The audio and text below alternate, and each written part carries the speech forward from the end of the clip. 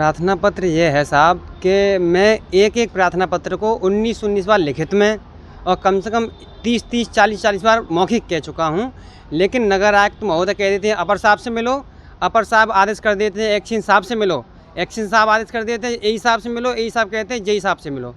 सबसे मिल लेता हूँ, सब लोग कहते हैं हाँ कल तक काम हो जाएगा, अभी 1 घंटे में काम हो रहा है, लेकिन लगभग 2 3 महीने के बाद भी लेटरों पे काम नहीं हो पाता है। मैंने एक शिकायत दी थी।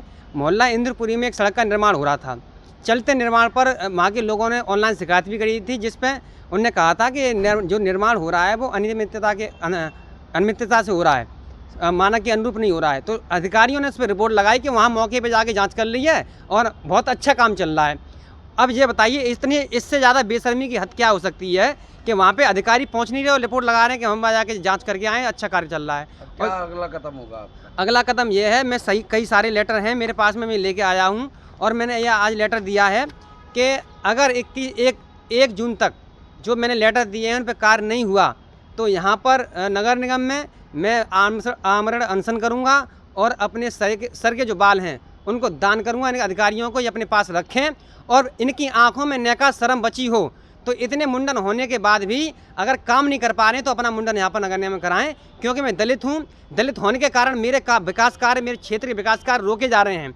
अगर मैं दलित नहीं होता तो इसकी मुझे सज़ा नहीं मिलती। मैं दलित हूँ और ये ऐसा लगता है कि भाजपा सरकार की मंशा यही है, यहाँ की महापौर जी की मंशा यही है कि उन्होंने अधिकारियों से कह के रखा है और या फिर अधिकारियों की मंशा यही है कि ये दलित पार्षद है इसलिए इसके क्षेत्र काम नहीं होने चाहिए। अन्यथा की स्थिति में 20 बार 25 बार एक ही कार्य के लेटर को मैं लिख के यहाँ पर दे रहा हूँ। मेरे क्षेत्र की समस्याओं को सुनने के लिए यहाँ कोई अधिकारी नहीं है। मैं एक सुपरवाइजर की शिकायत यहाँ पर कम से कम 36 बार कर चुका हूँ कि उसका ट्रांसफ़र कराया जाए, उसको बर्खास्त किया जाए या फिर वहाँ सफाई करवाइए।